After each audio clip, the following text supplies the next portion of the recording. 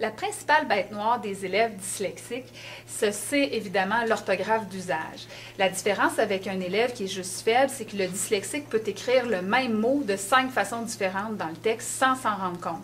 Une autre différence, c'est qu'on peut lui faire copier 30 fois et le lendemain, il ne s'en rappellera pas. Il n'y a pas de fixation de la graphie du mot qui se fait. Donc, deux outils qui sont très utiles pour ces élèves-là qui fonctionnent au son, c'est le Lexibook et l'Eureka. Parce que comme pour tout élève, il peut utiliser le dictionnaire, mais c'est des élèves qui ont beaucoup de difficultés à retenir l'alphabet. Donc, ils doivent sans cesse rechanter l'alphabet du début ou l'écrire sur une feuille, ce qui peut être très long et pénible quand on a 30 mots à chercher dans le dictionnaire pour une production écrite. Le fonctionnement du Lexibook, Lexibook c'est une marque, il y a Larousse qui en fait un autre, c'est de taper le mot. Donc, par exemple, si j'écris tragédie, T-R-A-J-E-D-I-E, j'ai même pas mis l'accent, je fais Enter. On nous sort tragédie écrit de la bonne façon. Donc, l'élève sauve beaucoup de temps. Si on pèse sur Enter une autre fois, on a la définition du mot pour s'assurer qu'on a le bon mot. Prenons l'exemple du mot homme. L'élève qui écrit au son décide de l'écrire O-M. On écrit O-M, on repèse sur retour, et là, on se retrouve avec O-N-G, on, O-N. Ça ne fonctionne pas. Donc, le Lexibook ne fonctionne pas toujours. Quel est l'autre outil à ce moment-là qui peut venir en aide à l'élève dyslexique? C'est le dictionnaire phonologique Eureka. Le grand Eureka, c'est la version secondaire du Eureka normal qui est utilisé au primaire.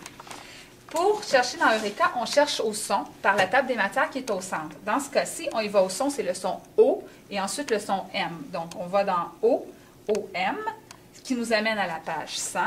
On a des onglets qui nous amènent à la page 100. Attendez. Et voilà. Et là, on cherche homme, le son O-M.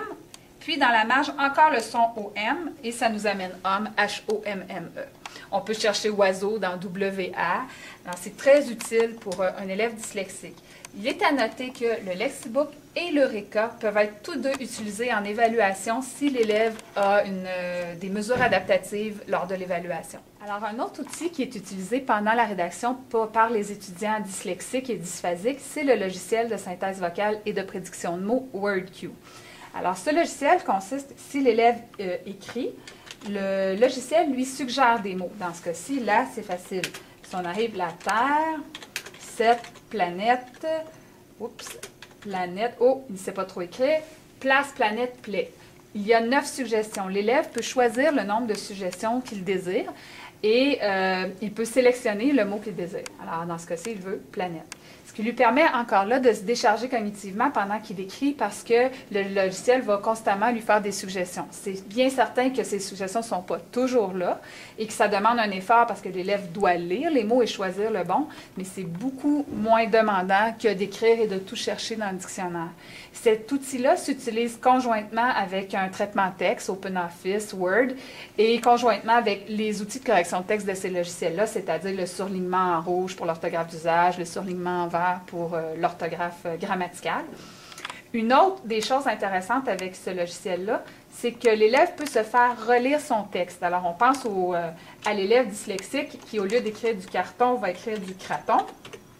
Alors, ben, quand il va écouter dans ses oreilles avec les écouteurs les mots, il va l'entendre. Même le dyslexique, la plupart du temps, va l'entendre. Il va dire, non, non, je ne voulais pas dire du craton, je voulais dire du carton.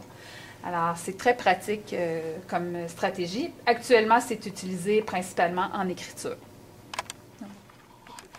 Une des craintes manifestées par plusieurs enseignants, c'est quand vais-je trouver le temps d'expliquer à chacun de mes élèves, avec les entrées continues, comment fonctionne le logiciel WordQ. Alors, ce que je fais, moi, en classe, c'est sûr que l'enseignant doit s'approprier le logiciel d'abord. C'est un logiciel très simple.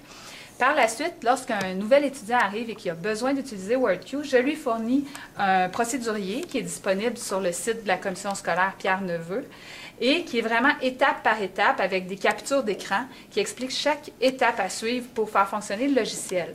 On retrouve également sur le site Internet de la commission scolaire Pierre Neveu, dans l'onglet sur les TIC, des tutoriels, c'est-à-dire des fichiers informatiques, des petits films de 2-3 minutes qui expliquent différentes facettes de WordQ. On retrouve d'ailleurs ces mêmes petits tutoriels-là pour le logiciel Antidote qui est utilisé avec les élèves un petit peu plus forts.